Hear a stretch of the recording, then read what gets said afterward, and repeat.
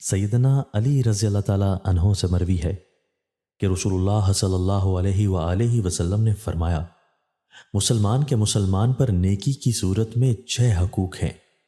جب اس سے ملاقات ہو تو سلام کرے، جب وہ چینکے تو یرحمک اللہ کہے، جب وہ بیمار ہو جائے تو اس کی عیادت کرے، جب وہ فوت ہو جائے تو نماز جنازہ میں شرکت کرے، جو کچھ اپنے لیے پسند کرے وہ اس کے لیے بھی پسند کرے، اور اس کی عدم موجودگی میں اس کی خیر خواہی کرے۔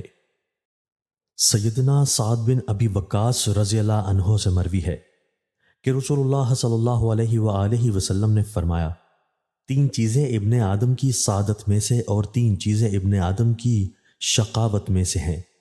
ابن آدم کی سعادت والی 3 چیزیں یہ ہیں: نیک بیوی، مناسب گھر اور اچھی سواری۔ اور ابن آدم کی بدبختی والی 3 چیزیں یہ ہیں: بری بیوی، برا گھر اور بری سواری۔ سیدنا عقبہ بن عامر رضی اللہ تعالیٰ عنہ سے مروی ہے کہ رسول اللہ صلی اللہ علیہ وآلہ وسلم نے فرمایا، 3 افراد کی دعائیں قبول ہوتی ہیں: مسافر، والدین اور مظلوم۔